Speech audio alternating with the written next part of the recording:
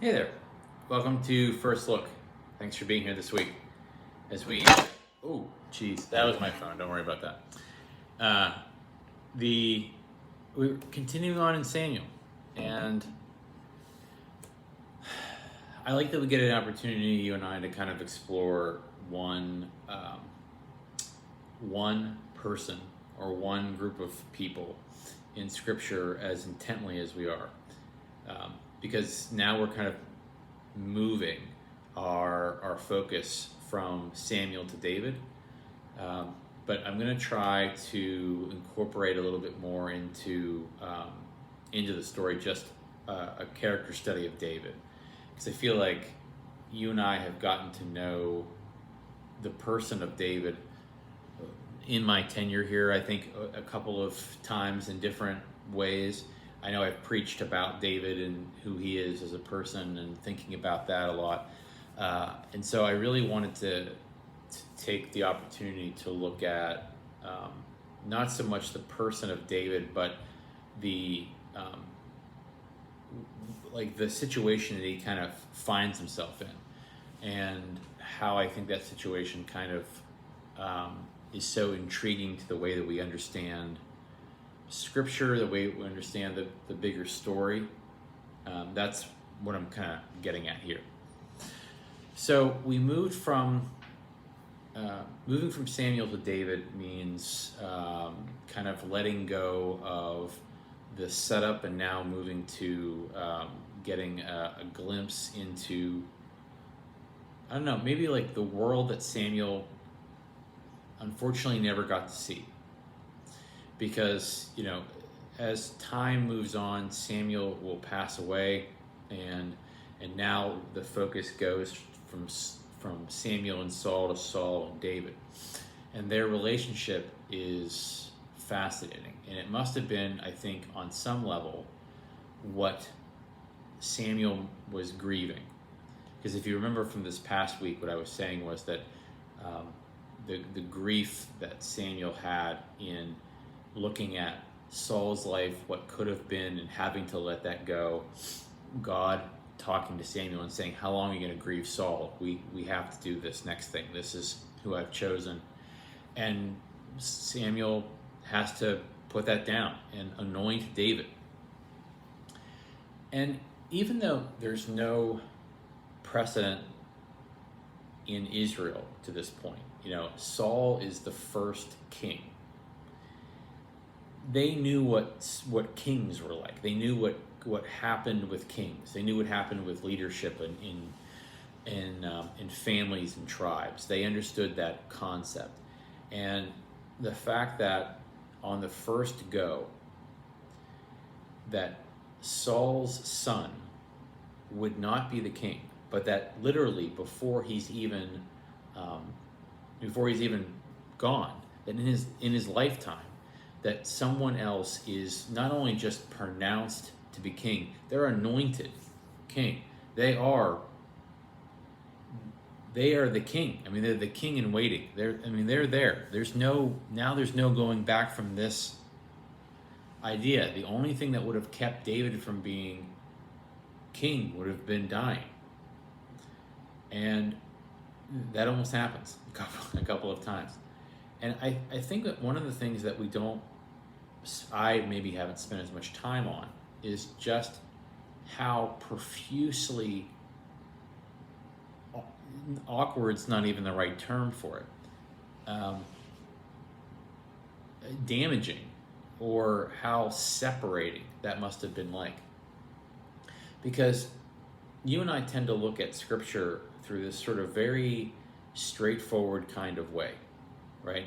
We're given the story, we're given the God's perspective, and once we have God's perspective, I think we kind of let what we would know as the normal tensions kind of fade away, because we just assume, well, this is what God wanted, so this is of course what everyone would want. No one should be upset. This is the will. This is God's will for the world. But what we don't recognize is that it's years, that this time period of Saul knowing what was going to happen was years.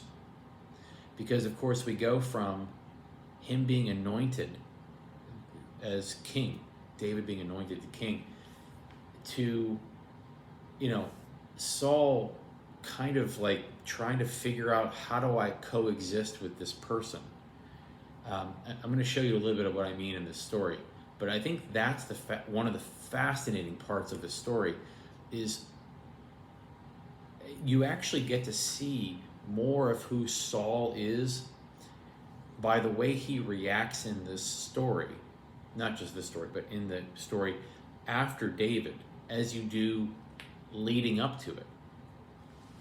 Because the fact that they chose someone who, in Saul, who could be this, for all that we see, a very effective leader in terms of being a person of war, right?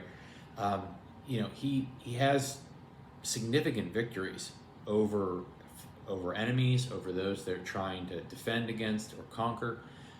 He's not someone who is a failure from that sense. They are not in a worse position because of Saul from a territory standpoint. That's not the failing. The failing was, are you going to be able to follow what God tells you to do to a T? And are you going to be able to do that even when you don't know, even if there's other paths to take?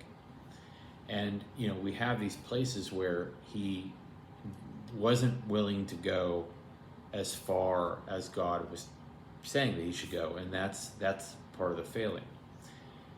And David is just a very, I think, I've always seen David as a very different person.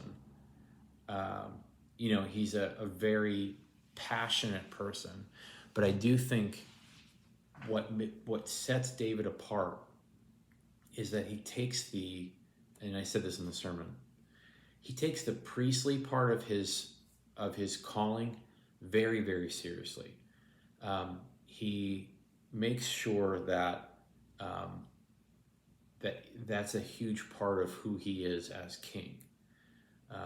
And there's different places where I think that comes up the most. But for me, I think the one that is probably the most profound is the way he takes sort of care of the ark. Like the Ark of the Covenant becomes sort of this focus. He changes its location and he sets up Jerusalem, and he takes the sacredness part of that seriously. He kind of puts things in right proportion, I think you could say. Now, David is also a mighty warrior, and there's folk songs sung about him, and you're going to see that a little bit in this passage. But I think what ultimately sets him apart is his ability to respond to that element of it. He's a great writer of psalms. He's a great, he's very contemplative when it comes to his own faith. He's a musician. There's these different parts of David that I think you see much more explicitly in his character that I think end up becoming the reason why he's seen the way that he is. Because David fits, I think, the mold of the king that God wanted more than, I guess you could say, what the people hoped for in the beginning. That's at least the way I see it.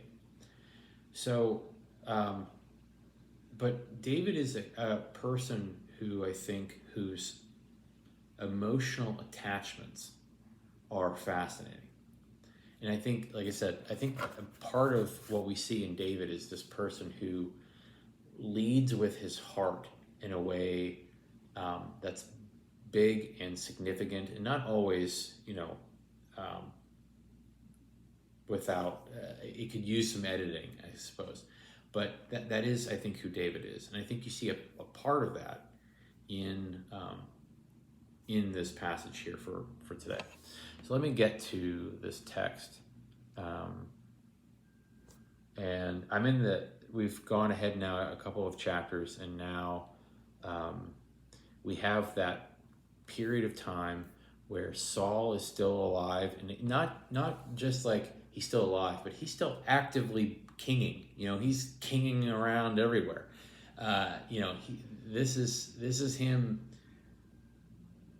prime. He's not like semi-retired and whatever. And this is like he's actively being the king, and then David comes on the scene, and I think that is a kind of a fascinating element of, like I said, of all of this. And so you see his relationship with David, and then you see Jonathan's, and Jonathan is one that we're going to kind of talk about here a little bit. So let me start off by kind of giving you the beginning part of the passage, and then we'll move forward a little bit as we go here. Okay, so let's see. We're going to start with, this is 1 Samuel 17. Sorry, the wind is just whipping up there outside. I'm just making sure everything is okay. Looks like it is. So this is 1 Samuel 17. And we're starting in 57. So right at the end of chapter 17, and then moving into this relationship that David has with Saul's son Jonathan, which is very interesting. So let me start there for a minute. So this happens. This story is set right when after David defeats Goliath. Okay, and so this is sort of his introduction to public life, right? Okay. So on David's return from killing the Philistine, Abner took him and brought him before Saul with the head of the Philistine in his hand. And Saul said to him, "Whose son are you, young man?" And David answered, "I am the son of your servant Jesse the Bethlehemite." And so when David had finished speaking to Saul, the soul of Jonathan was bound to the soul of David, and Jonathan loved him as his own soul. And Saul took him that day, and would not let him return to his father's house. Then Jonathan made a covenant with David, because he loved him as his own soul. Jonathan stripped himself of his robe that he was wearing and gave it to David, and his armor, and even his sword, and his bow, and his belt. And David went out and was successful wherever Saul sent him. As a result, Saul set him over the army, and all the people, even the servants of Saul, all approved. And that, given the transition that we're about to go into, is a huge thing. And that is really the beginning, I think, of this very complex relationship. It must have seemed to Saul like, even though this had happened, he knew his failures. He knew where things had gone wrong. I think in some ways he knew and understood why Samuel had was sent to anoint David. Or maybe he didn't actually know what was about to happen yet. I'd have to look into it. I'd have to look into where we are in the timeline and whether Saul would have known exactly who David was yet at this point, but I think that he does. So he knows how great, from the beginning, he understands how great David is, and he wants to keep him around because he believes that he's going to be a great asset to the nation. And then we have this relationship that between Jonathan and David that kind of springs up. And it's never, I have to look back into it. This is the first look, so I didn't do all of the, back research stuff. But my memory would tell me that there isn't this huge story that we kind of see where he and Jonathan, like how this relationship starts or how it is that they get to be so close. It just says that it happens. And of course, that's just fascinating because the way that he describes, and this is another thing I think I'll have to really look at this week, the way that David and Jonathan are described as how close they are is, I think, unlike almost anything that you see in scripture. I honestly, I'd have to look to see where else you see people who are described as so bonded. And the only places like the first thing I think of when I think of like these a relationship that is so passionate, I guess, from the lack of a better word, is it is more in a romantic setting. So you have like Song of Solomon, which is obviously Solomon. Okay, the relationship between the man and the woman in that story is obviously talked about in great detail. You know, where each person is described intimately, and their relationship is, you know, like it's this sort of love story back and forth. But I'm using that as an example, not to signal that Jonathan and David are a romantic relationship, but that's the closest kind of bond that you see, that like my soul and your soul is the same. I'd really have to do a lot of, I mean, that's just, I think that really kind of reminds us of, you know, how we, you know, our contemporary culture tends to like connect people, that we think of romantic relationships as the be all and end all of how close people can be.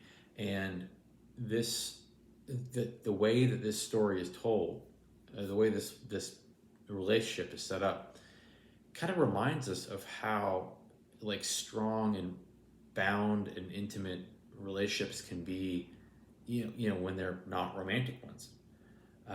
And you know, like just that he gives him everything. It in some ways is almost like this passing of the torch, like I'm not going to be king, like you are clearly going to be the one who is, you know,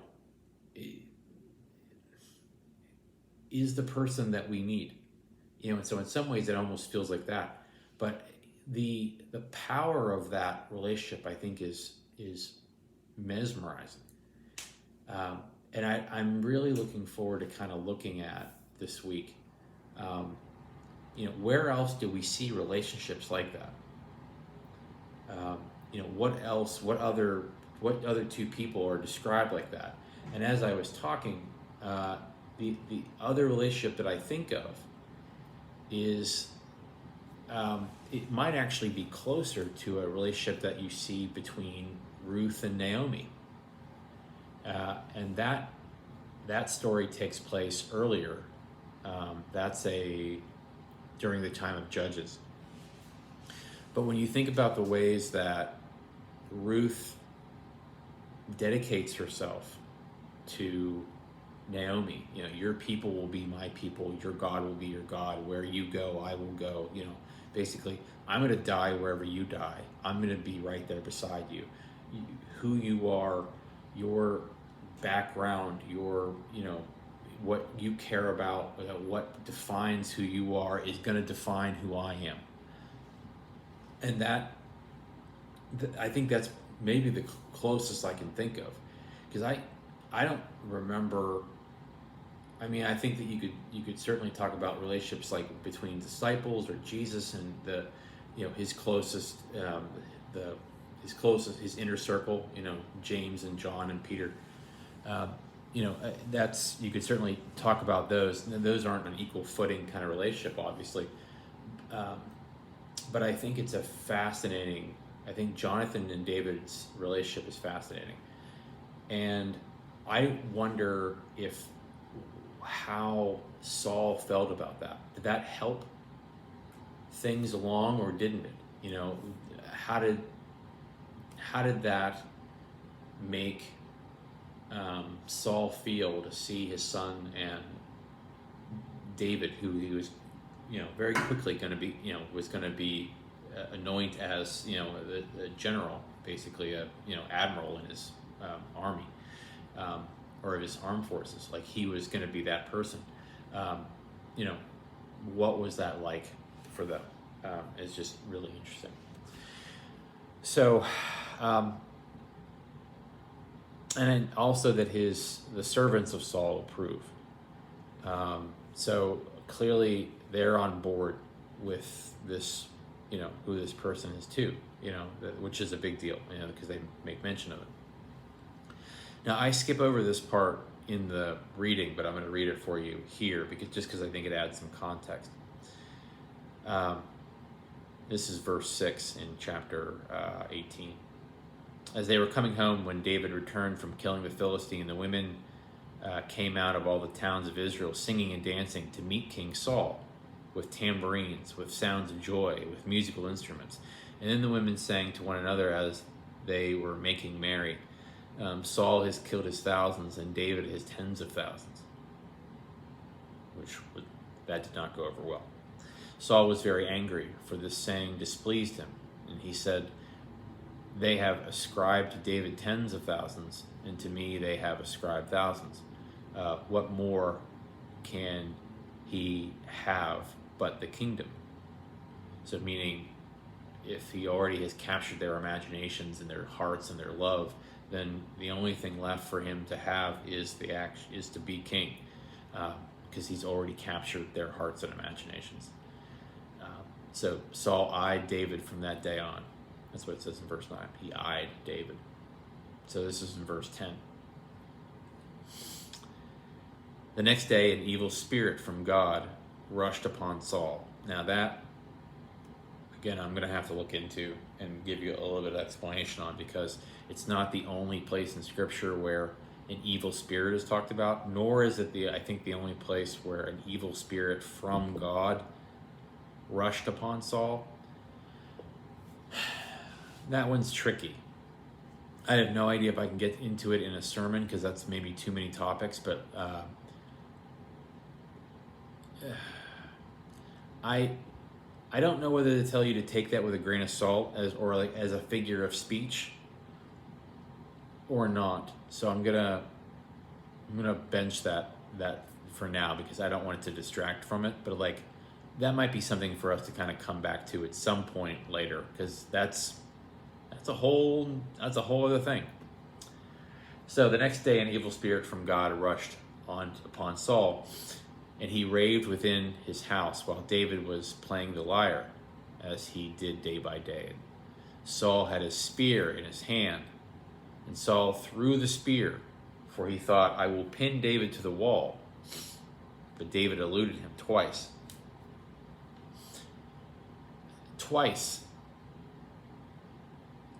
And again, this is what I think the fascinating part about Scripture is that would have been a whole big traumatic lead up.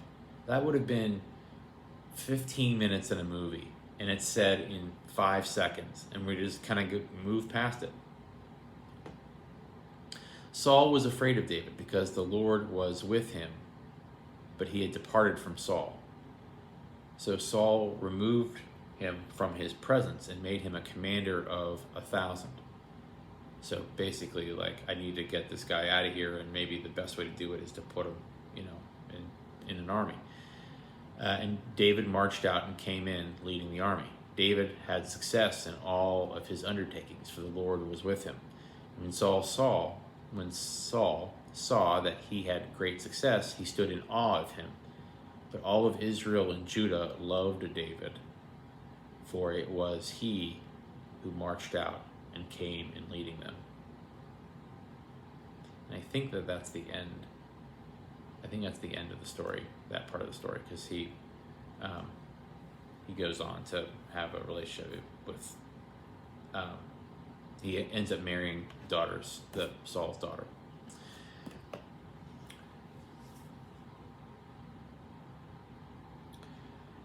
the the title of the sermon was Unity, and I think that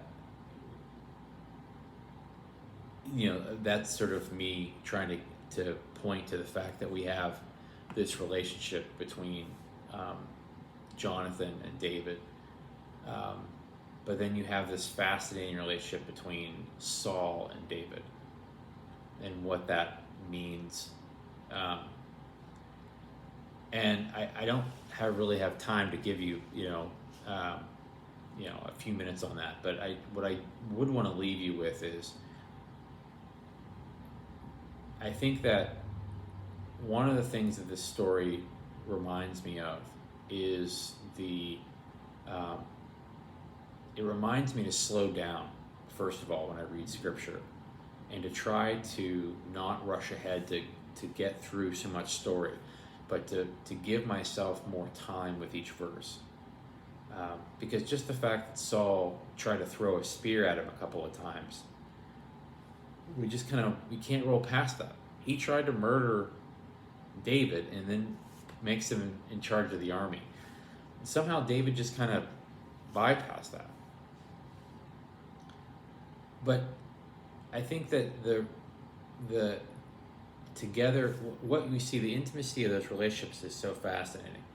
And it makes me think about like what we put up with, what we how we handle the relationships in our own lives. I mean, obviously this situation is so dramatic, but it's a fascinating look at how we stay together, what we endure, what boundaries we put up, how we form relationships. All of that is here, and I don't know exactly where that's going to go, but I'm really looking forward to thinking about it. And so what I'd love for you to do, as you kind of pour over this portion of Samuel, is to think about the relationships in your own life that are really close, but also have a lot of things that you have had to figure out how to either endure